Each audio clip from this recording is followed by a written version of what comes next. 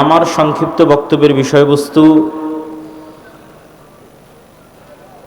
মহান আল্লাহ সুবহানাহু তাআলা এই পৃথিবী যেই দিন সৃষ্টি করেন তারও 50,000 বছর পূর্বে এই পৃথিবীকে ধ্বংসের ফায়সালাও করেন, তাকদীরে লিখিত। মহান আল্লাহ সুবহানাহু তাআলার প্রজ্ঞা, তার হিকমাহ এটির দাবি রাখে যে মানুষের বিচার হওয়া উচিত, পুনরুত্থান হওয়া উচিত, তাহলে অসংখ্য মানুষ আর কোনোদিন বিচার পাবে না। কত মানুষ পরিবারে, সমাজে, গ্রামে, রাষ্ট্রে মাজলুম, যাদের দুনিয়াতে ন্যায় পাওয়া সম্ভব নয়। যদি পুনরুত্থান এবং পরকাল না হয়, বিচার কে করবে? ন্যায় কে বুঝিয়ে দিবে? আর আল্লাহ সুবহানাহু তাআলা যেহেতু ন্যায়পরায়ণ, তার সৃষ্টির ন্যায় বুঝিয়ে দেওয়া তার দায়িত্ব। ফলত পুনরুত্থান তথা কিয়ামত এবং বিচার অবশ্যম্ভাবী হবেই। পুরো কোরআনের সারমর্ম যদি দুই বাক্যে আমরা ফুটিয়ে তুলতে চাই, তাহলে তার প্রথম বাক্য হবে আল্লাহর তাওহীদ, আর দ্বিতীয় বাক্য হবে পরকাল, কিয়ামত, জান্নাত, জাহান্নাম, বিচার। সূরা ফাতিহা থেকে সূরা নাস পর্যন্ত ঘুরিয়ে ফিরিয়ে বিভিন্নভাবে এই মেসেজ দুটি দেওয়ার চেষ্টা করা হয়েছে। তো সেই বিচার দিবস কায়েম করার জন্য পৃথিবীর ধ্বংস হওয়া লাজেম। আসমান, জমিন, সূর্য, চন্দ্র, নক্ষত্রের ধ্বংস হওয়া অপরিহার্য। তো পৃথিবীর ধ্বংস সুনিশ্চিত। পৃথিবী ধ্বংস হওয়ার পূর্বে কি হবে, কি হতে পারে, তার কিছু বর্ণনা আল্লাহ সুবহানাহু ওয়া তাআলা কোরআনে, রাসূলুল্লাহ সাল্লাল্লাহু আলাইহি ওয়াসাল্লাম হাদিসে দিয়েছেন। যেগুলো বড় থেকে বড় ঘটনা, সেগুলো কোরআনেই আছে। ইযাস সামাউ ফাতারাত ওয়া ইযাল কাওয়াকিবু ইনতাসারাত ওয়া ইযাল বিহারু ফুজ্জিরাত ওয়া ইযাল কুবুরু বু'থিরাত ইযা যুলজিলাতিল আরদু জিলজালাহা ওয়া আখরাজাতিল আরদু আথকালাহা ওয়া ক্বালাল ইনসানু মা লাহা আল কারিআতু মাল কারিআহ ওয়া মা আদরাকা মাল কারিআহ ইয়াওমা ইয়াকুনুন নাসু কাল ফারাশিল মাবথুথ ওয়া তাকুনুল জিবালু কাল ইহনিল মানফুশ। এগুলো কিয়ামতের হওয়ার যে ভয়ঙ্কর এবং ভয়াবহ বিবরণী, তার কিছু কিছু আয়াত। এরকম অসংখ্য আয়াত আছে। শুধু কিয়ামতের দিন কি হবে তার বর্ণনা। মানুষ হবে বিক্ষিপ্ত পঙ্গপালের ন্যায়। হিমালয় পাহাড়ের মতো বড় বড় পাহাড়গুলো হবে আকাশে উড়ন্ত ধ্বনিত তুলার ন্যায়। আসমান ফেটে যাবে, জমিন চৌচির হয়ে যাবে, অসংখ্য বর্ণনা। আর এই ভয়ঙ্কর ভয়াবহ ঘটনাগুলো ঘটার আরও আগে পৃথিবীতে কি হবে তার কিছু বর্ণনা হাদিসে এবং কিছু বর্ণনা কোরআনে উল্লেখিত হয়েছে। আজকে আমরা পৃথিবী ধ্বংসের পূর্ব মুহূর্তে পৃথিবীতে সংঘটিত ফিতনা, এটির উপরে সংক্ষিপ্ত আলোচনা তুলে ধরার চেষ্টা করব ইনশাআল্লাহ। ওয়া মা তাওফীকি ইল্লা বিল্লাহিল আলিয়্যিল আযীম। রাসূলুল্লাহ সাল্লাল্লাহু আলাইহি ওয়াসাল্লাম, ভাই এখানে দিয়েন না ভাই। রাসূলুল্লাহ সাল্লাল্লাহু আলাইহি ওয়াসাল্লাম বলেছেন, ইসলামের প্রথম যেই মালার যে বিভিন্ন দানা থাকে, একটা যদি গলায় মালা দিই তার অনেক দানা, ইসলামের প্রথম যে দানাটি পতন ঘটবে সেটি যে খেলাফা। আর ইসলামের শেষ যে দানাটির পতন ঘটবে সেটা হচ্ছে সালাত। তথা এমন একটা সময় আসবে যখন মানুষ সালাত আদায় করবে না, কেউ না, একজনও নয়। আর প্রথম যেটার পতন ঘটে গেছে সেটা হচ্ছে খেলাফা। কিন্তু কিয়ামতের পূর্ব মুহূর্তে রাসূলুল্লাহ সাল্লাল্লাহু আলাইহি ওয়াসাল্লামের ভবিষ্যৎবাণী অনুযায়ী আবারও খেলাফত প্রতিষ্ঠিত হবে আলা মিনহাজিন নবুওয়া।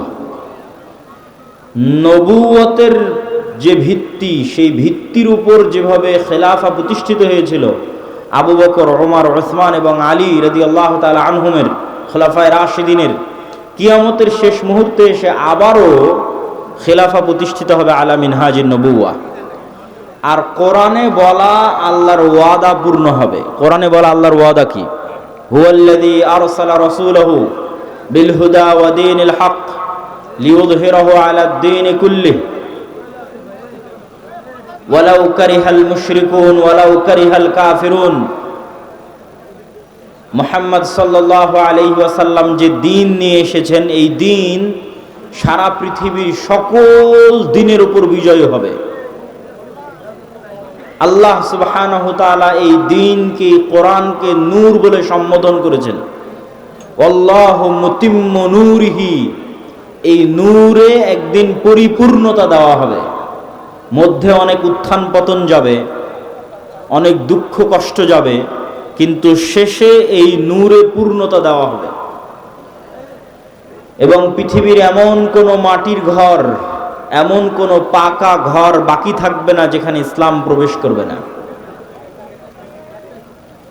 তো এই দিন যেহেতু আসেনি, সেহেতু এই দিন আসবে। তো কিয়ামতের পূর্ব মুহূর্তে যে সমস্ত ফিতনা সংঘটিত হবে তার বর্ণনা দিতে গিয়ে রাসূলুল্লাহ সাল্লাল্লাহু আলাইহি ওয়াসাল্লাম বলেন, উরদুদ সিত্তাম বাইনি ওয়া বাইনাল কিয়ামাহ, তোমরা 6টা জিনিস গণনা করে রাখো আমার এবং কিয়ামতের মধ্যে অবশ্যই সংঘটিত হবে। 1, মাউতি, আমার নিজের মৃত্যু। মুহাম্মদ সাল্লাল্লাহু আলাইহি ওয়াসাল্লামের নবী হিসেবে প্রেরিত হওয়া, মুহাম্মদ সাল্লাল্লাহু আলাইহি ওয়াসাল্লামের মৃত্যু, নবী হওয়া এবং মৃত্যুবরণ কিয়ামতের বড় আলামতগুলোর একটি বড় আলামত। আগের যুগে এক নবীর মৃত্যু হলে মানুষ আর এক নবীর অপেক্ষা করত, আর মুহাম্মদ সাল্লাল্লাহু আলাইহি ওয়াসাল্লাম যেহেতু শেষ নবী, সেহেতু তার মৃত্যুর পরে আমরা আর এক নবীর অপেক্ষা করব না কিয়ামতের অপেক্ষা? কিয়ামতের অপেক্ষা। তাহলে মুহাম্মদ সাল্লাল্লাহু আলাইহি ওয়াসাল্লামের মৃত্যুর পরেই কিয়ামত। 10 দিন পরে হোক, 10 বছর পরে হোক, 10,000 বছর পরে হোক, 10 লক্ষ বছর পরে হোক, কিন্তু মুহাম্মদ সাল্লাল্লাহু আলাইহি ওয়াসাল্লামের মৃত্যুর পরেই কিয়ামত। এটাই সত্য। আর আগের নবীদের ক্ষেত্রে এক নবীর মৃত্যুর পরে আর এক নবী, আর এক নবীর মৃত্যুর পরে আর এক নবী, শেষ নবীর মৃত্যুর পরে কিয়ামত। যেহেতু শেষ নবীর মৃত্যু হয়ে গেছে প্রায় 1400 বছর, সেহেতু এটি নিশ্চিত করে মানুষ বলতে পারবে না যে কখন কিয়ামত হবে, কিন্তু যে কোনো সময় হঠাৎ কিয়ামত হয়ে যাবে। বাগতাতান, হঠাৎ। আল্লাহ সুবহানাহু ওয়া তাআলা কোরআন মাজিদে বলেছেন যে হঠাৎ কিয়ামত কায়েম হয়ে যাবে। প্রিয় উপস্থিতি, 1 নাম্বার মুহাম্মদ সাল্লাল্লাহু আলাইহি ওয়াসাল্লামের মৃত্যু। 2 নাম্বার ফাতহু বাইতুল মুকাদ্দাস। স্বেচ্ছাসেবকদের প্রতি আহ্বান জানাবো, ডানে ভিড় বেশি হচ্ছে, তথা আমার ডানে, এই ভিড়গুলোকে পিছনের দিকে নিয়ে গেলে সবচেয়ে ভালো হয়। স্টেজেও যারা দায়িত্বশীল আছেন তারা স্বেচ্ছাসেবকদের দিয়ে এই কাজটা একটু করিয়ে নেন। 2 নাম্বার হচ্ছে মসজিদে আকসা বিজয় হবে আমার এবং কিয়ামতের মধ্যে। রাসূল সাল্লাল্লাহু আলাইহি ওয়াসাল্লাম যখন মারা যাচ্ছেন তখন মসজিদে আকসা বিজয় হয়নি। তখন মসজিদে আকসা খ্রিস্টানদের কাছে আছে, রোমান এম্পায়ার, তাদের অনেক পবিত্র জায়গা, ইহুদিদেরও পবিত্র জায়গা, খ্রিস্টানদেরও পবিত্র জায়গা। তাহলে মুহাম্মদ সাল্লাল্লাহু আলাইহি ওয়াসাল্লাম মসজিদে আকসা তার জীবদ্দশায় বিজয় করে যাননি। তাহলে মুহাম্মদ সাল্লাল্লাহু আলাইহি ওয়াসাল্লাম ভবিষ্যৎবাণী করছেন যে এটা বিজয় হবে। তো মুহাম্মদ সাল্লাল্লাহু আলাইহি ওয়াসাল্লামের পরে এক খলিফার পরে ওমর রাদিয়াল্লাহু তাআলা আনহুর যুগে মসজিদে আকসা বিজয় হয়। দ্বিতীয়বার আর একবার বিজয় হয় সুলতান সালাহুদ্দিন আইয়ুবীর যুগে। তৃতীয়বার আরো একবার বিজয় হতে পারে, আল্লাহু আলাম। মসজিদে আকসা বিজয় হবে। 3 নাম্বার, এমন ভয়ঙ্কর মহামারী, ছাগলে বা পশু প্রাণীতে যখন মড়ক লাগে, মুরগির খামারে যখন ভাইরাস ঢুকে মড়ক লাগে, তখন একটা মোরগও বাঁচে না। এরকম ভয়ঙ্কর মহামারীতে পৃথিবী সাফ হয়ে যাবে। পৃথিবীতে যা মানুষ বেঁচে আছে তার অনেক অল্প মানুষ বেঁচে থাকবে। তো রাসূল সাল্লাল্লাহু আলাইহি ওয়াসাল্লামের মৃত্যুর পর থেকে নিয়ে আজ পর্যন্ত অসংখ্য মহামারী হয়েছে। তো যে কোনো মহামারী বড় আকার ধারণ করলেই সাহাবা ইকরাম বা আলেম ওলামা মনে করতেন এটি সেই মহামারী। কিন্তু ভয়ঙ্কর ভয়াবহ মহামারী হবে, এটি ঠিক। তারপরে রাসূল সাল্লাল্লাহু আলাইহি ওয়াসাল্লাম বললেন, এমন এক ফিতনা দেখা দিবে যেই ফিতনা আরবের প্রত্যেক ঘরে প্রবেশ করবে। আরবের একটি ঘরও বাকি থাকবে না, খালি থাকবে না, যেই ঘরে এই ফিতনা প্রবেশ করবে না। কিছু আলেম ওলামা ব্যাখ্যা করেছেন এই ফিতনা মোবাইলের ফিতনা, কেউ ব্যাখ্যা করেছেন এই ফিতনা যুদ্ধ বিগ্রহ মারামারি গন্ডগোল সেই ফিতনা, তথা এমন গৃহযুদ্ধ এবং এমন গন্ডগোল এমন মারামারি দেখা দিবে যেই মারামারি যেই যুদ্ধে আরবের প্রত্যেক ঘর যুক্ত হয়ে যাবে। আরবের একটি ঘরও মুক্ত থাকবে না, পৃথিবীর সব ঘর নয়, আরবের প্রত্যেক ঘর যুক্ত হয়ে যাবে। তারপর রাসূল সাল্লাল্লাহু আলাইহি ওয়াসাল্লাম বললেন, সুম্মা হুদনাতুন বাইনাকুম ওয়া বাইনার রোম, তারপর একটা চুক্তি হবে, ঐতিহাসিক চুক্তি তোমাদের মধ্যে আর রোমানদের মধ্যে। এই চুক্তির প্রেক্ষাপটে রোমান খ্রিস্টান এবং মুসলমানেরা এক তৃতীয় পক্ষের বিরুদ্ধে যুদ্ধ করবে। সেই তৃতীয় পক্ষের বিরুদ্ধে যুদ্ধে মুসলমান এবং খ্রিস্টানেরা বিজয়ী হবে। তারপরে কোনো একজন খ্রিস্টান ক্রুশ উঁচিয়ে ধরে বলবে, এটার কারণে আমরা বিজয় হয়েছি। তখন এক মুসলমান ক্ষিপ্ত হয়ে গিয়ে ওই ক্রুশকে ভেঙে দিবে, কিছু বর্ণনায় আছে ওই ব্যক্তিকে হত্যা করবে। স্বেচ্ছাসেবক ভাইদের অনুরোধ করব, আপনারা পিছনে বসার ব্যবস্থা করেন। বসার ব্যবস্থা না থাকার কারণে মানুষ দাঁড়িয়ে আছে। তো ক্রুশ ভেঙে ফেলা অথবা ক্রুশ উত্তোলনকারী ব্যক্তিকে হত্যার মাধ্যমে রোমান খ্রিস্টান এবং মুসলমানেরা মুখোমুখি দাঁড়িয়ে যাবে। আর রোমান খ্রিস্টানদের সাথে মুসলমানদের এই যুদ্ধ হবে পৃথিবীর ইতিহাসের সবচেয়ে ভয়াবহ যুদ্ধ। মালহামা নামটি এখন অনেক পরিচিত, আর ইংরেজিতে আরমাগেডন নামটি অনেক পরিচিত। বাইবেলের প্রফেসি অনুযায়ী শেষ জামানায় এক ভয়ঙ্কর যুদ্ধ হবে, যেটিকে তারা বলে আরমাগেডন, ভয়ঙ্কর যুদ্ধ। ওইটারই ইসলামিক টার্মিনোলজি পরিভাষা অনেকেই মনে করে যে আল মালহামা বা আল মালহামা আল কুবরা, ভয়ঙ্কর যুদ্ধ। যেই যুদ্ধের মতো ভয়ঙ্কর যুদ্ধ অতীতে কোনোদিন হয়নি, পরে ভবিষ্যতে আর কোনোদিন হবে না। এই যুদ্ধটা কাদের কাদের মধ্যে সংঘটিত হবে? খ্রিস্টান রোমানদের মধ্যে এবং মুসলমানদের মধ্যে। রাসূলুল্লাহ সাল্লাল্লাহু আলাইহি ওয়াসাল্লামের ভাষা অনুযায়ী সেই দিন খ্রিস্টানেরা একত্রিত হবে তাহতা সামানিনা রায়াহ, ৮০টি পতাকার অধীনে। তাহতা কুল্লি রায়াতিন, প্রত্যেক পতাকার অধীনে ১২ ১২,০০০ করে সেনাবাহিনী থাকবে, যোদ্ধা, ফাইটার।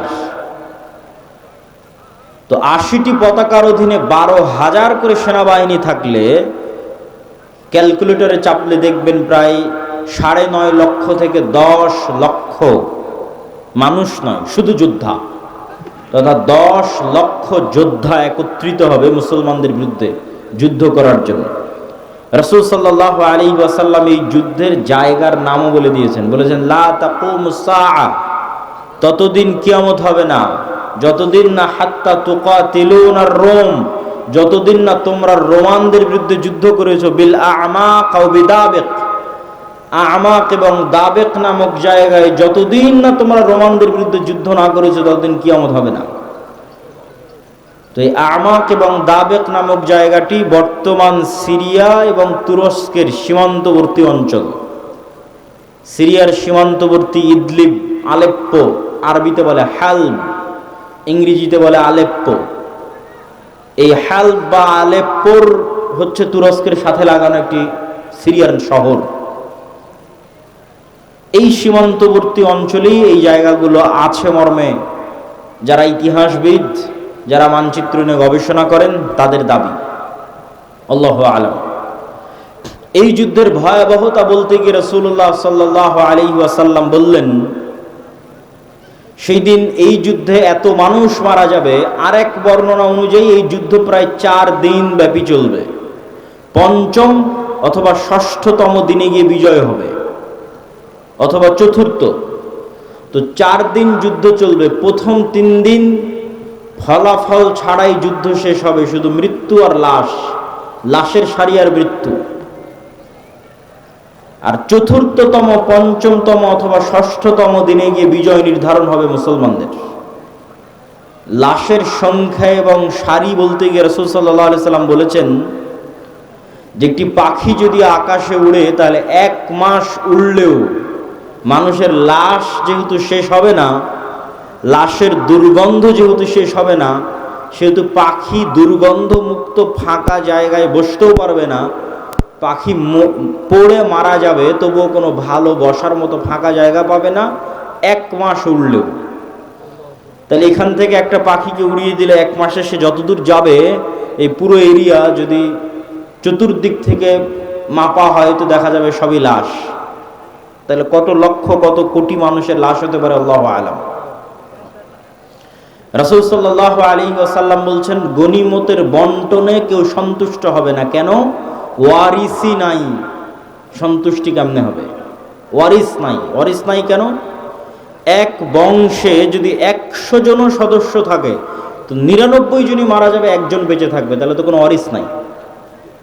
যেহেতু কোনো ওয়ারিস নাই সেহেতু কোনো আনন্দ নাই। তো গনিমতের মাল বন্টনে আনন্দ হবে না, কেননা ওয়ারিস বিহীন হবে সবাই। পুরো বংশের সব মারা যাবে, একজন বেঁচে থাকবে। রাসূলুল্লাহ সাল্লাল্লাহু আলাইহি ওয়াসাল্লাম এই মালহামা বা এই ভয়ঙ্কর যুদ্ধ এটির বর্ণনা দিতে গিয়ে বলেন মুসলমানেরা সেই দিন 3 ভাগে বিভক্ত হবে। সুলুসুন ইয়াহজিমু, 3 ভাগের 1 ভাগ যুদ্ধের মাঠ থেকে পালিয়ে যাবে। লা ইয়াতুবুল্লাহু আলাইহিম আবাদান, আল্লাহ সুবহানাহু ওয়া তাআলা এদের তওবা কোনোদিন কবুল করবেন না। ইসলামে কবিরা গুনাহের যে লিস্ট আছে, তালিকা আছে, এই কবিরা গুনাহের তালিকায় শিরক সবচেয়ে বড়। তারপরে বিভিন্ন হাদিসে আছে পিতামাতার অবাধ্যতা, বিভিন্ন হাদিসে আছে নিরপরাধ মানুষকে হত্যা, বিভিন্ন হাদিসে আছে প্রতিবেশীর স্ত্রীর সাথে জেনা। এই যে কবিরা গুনাহ, সবচেয়ে বড় কবিরা গুনাহের যে তালিকা, এই সবচেয়ে বড় কবিরা গুনাহের যদি সর্বোচ্চ 10টা তালিকা করা হয়, তার একটা জিহাদের মাঠ থেকে পলায়ন করা। কিন্তু কবিরা গুনাহ যত বড়ই হোক তওবা আছে, শিরকেও তওবা আছে, যতক্ষণ শ্বাস আছে। সব অধিকাংশ সাহাবী তো মুশরিক থেকে ইসলাম গ্রহণ করেছে, শিরক করে তারপরে যে ইসলাম গ্রহণ করেছে। এখনো যারা ইসলাম গ্রহণ করেছে তো শিরক থেকে ইসলাম গ্রহণ করেছে। তাহলে শিরকের তওবা নাই মানে মৃত্যুর পরে কিয়ামতের মাঠে আল্লাহ চাইলে স্বেচ্ছায় এমন অনেক গুনাহ বান্দার মাফ করে দিতে পারে যেটার তওবাইও করেনি। বুঝাতে না পারলে এটা আমার ব্যর্থতা। এমন অনেক গুনাহ আমরা করেছি যেটার তওবা আমরা করিনি, ইস্তেগফার করিনি, ক্ষমা চাইনি, তাও আল্লাহ ওই গুনাহ তার দয়ায় মাফ করে দিতে পারেন কিয়ামতের মাঠে। কিন্তু ওই যে দয়ায় মাফ করে দিবেন কিয়ামতের মাঠে আল্লাহ, ওই লিস্টে শিরক থাকবে না। এটা হলো শিরকের গুনাহ আল্লাহ ক্ষমা করবেন না। যে বান্দা যদি লাউ আতাইতুম, তুমি যদি আসো বিকরাবিল আরদি খাতায়া, আসমান জমিন পূর্ণ গুনাহ নিয়ে, তাহলে আমি আল্লাহ আসমান জমিন পূর্ণ ক্ষমা নিয়ে উপস্থিত হব। তো এই যে আসমান জমিন পূর্ণ গুনাহের কোনো গুনাহ আপনি জানেন, কোনো গুনাহ ভুলে গেছেন, কোনোটার তওবা করেছেন, কোনোটা করেননি, তাও আল্লাহ দয়া করে মাফ করে দিবে। কিন্তু করবেন না কোনটা? শিরক। কিন্তু যতক্ষণ শ্বাস আছে ততক্ষণ সব গুনাহের ক্ষমা আছে, শিরকেরও ক্ষমা আছে। তো রাসূল সাল্লাল্লাহু আলাইহি ওয়াসাল্লাম বলছেন যারা ওই যুদ্ধের মাঠ থেকে পলায়ন করবে এদের তওবা কবুল হবে না। 3 ভাগের 1 ভাগ, সুলুসুন, 3 ভাগের 1 ভাগ শহীদ হয়ে যাবে আল্লাহর রাস্তায়। রাসূল সাল্লাল্লাহু আলাইহি ওয়াসাল্লাম বলছেন তারা হচ্ছেন আফজালু শুহাদাইল আরজ, পৃথিবীর সর্বশ্রেষ্ঠ শহীদ। আল্লাহু আকবার। তারপরে বলছেন 3 ভাগের বাকি 1 ভাগ, 1 ভাগ তো পালিয়ে গেল, 1 ভাগ মরে শেষ, আর 1 ভাগ তারা বিজয়ী হবে। এরা বিজয়ী হওয়ার পর এই বিজয়ী দল ইয়াফতাতিহুনাল কুসতুনতুনিয়া, কনস্টান্টিনোপল বিজয় করবে। এই কনস্টান্টিনোপল, কুসতুনতুনিয়া হচ্ছে আজকের তুরস্কের ইস্তাম্বুল, যেটা দীর্ঘদিন তুরস্কের রাজধানী ছিল। এখন রাজধানী আঙ্কারা, কিন্তু ইস্তাম্বুল সবচেয়ে ঐতিহাসিক শহর। সুলতান মুহাম্মদ আল ফাতেহ ইস্তাম্বুলকে বিজয় করেছিলেন। কিন্তু হাদিসের ভাষায় বোঝা যাচ্ছে কিয়ামতের পূর্ব মুহূর্তে, দাজ্জাল প্রকাশের পূর্ব মুহূর্তে পুনরায় মুসলমানেরা তুরস্ক বিজয় করবে, তথা মুসলমানদের বর্তমান যে তুরস্ক মুসলমানদের হাতে আছে এটি মুসলমানদের হাতে নাও থাকতে পারে। না হলে কনটেক্সট মিলানো কঠিন যে কিয়ামতের পূর্ব মুহূর্তে মুসলমানেরা তুরস্ক কিভাবে বিজয় করবে। এই ঘটনারই ধারাবাহিকতায় আর এক হাদিসে, আমি কিন্তু এক হাদিস বলতেছি না, বিভিন্ন হাদিস থেকে যুক্ত করতেছি।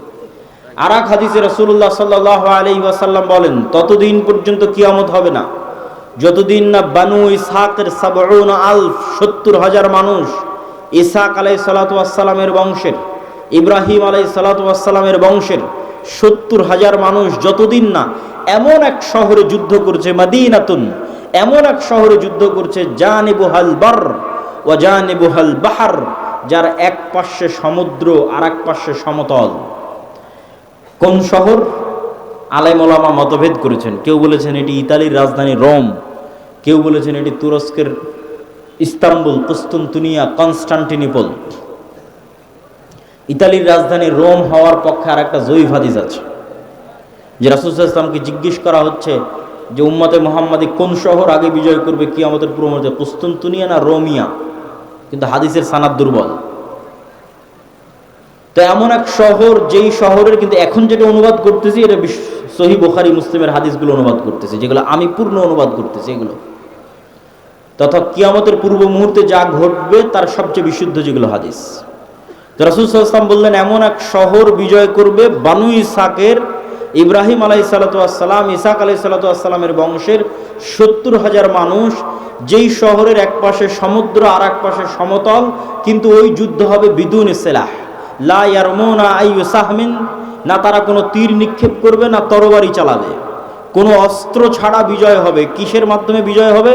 তারা শুধু মুখে উচ্চারণ করবে লা ইলাহা ইল্লাল্লাহু আল্লাহু আকবার।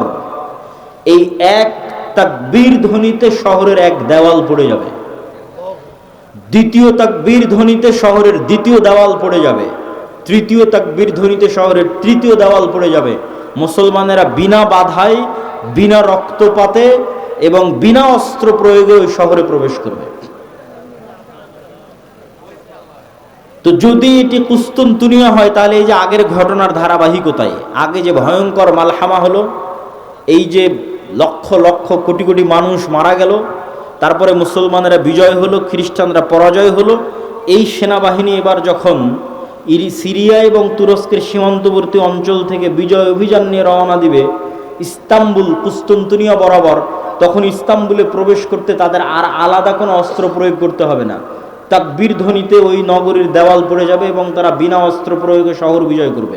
অথবা ওই আগের হাদিসে কুস্তুনতুনিয়া বিজয় হয়ে গেছে, কুস্তুনতুনিয়া বিজয়ের পর এই বিজয় কাফেলা চলতেই থাকবে। ম্যাপ চেক করলে বুঝবেন, চলতে চলতে চলতে পৌঁছে যাবে ইতালির রাজধানী রোমে। যখন ইতালির রাজধানী রোমে পৌঁছবে তখন আর এখানে কোনো অস্ত্র প্রয়োগ করতে হবে না, তাকবীর ধ্বনিতে শহর বিজয় হয়ে যাবে। দুটের যে কোনো একটা, আল্লাহ সুবহানাহু ওয়া তাআলা ভালো জানেন।